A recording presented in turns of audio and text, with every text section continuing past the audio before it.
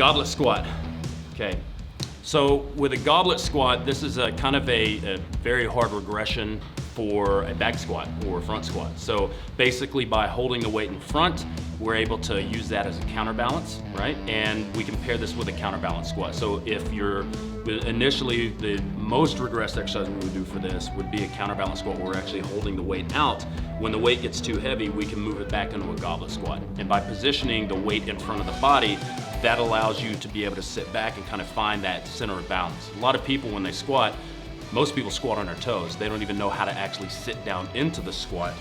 So by using that, we can learn spatially how to get back there and get into a nice deep squat without any lower back rounding and things like that. Okay. Now something I see you doing is this, as opposed to this with a weight. Yeah.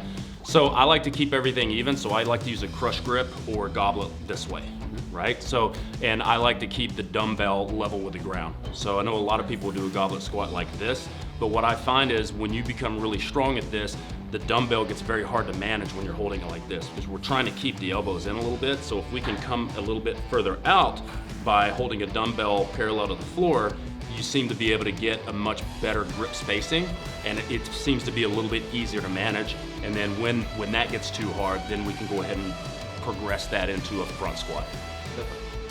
That is the goblet squat.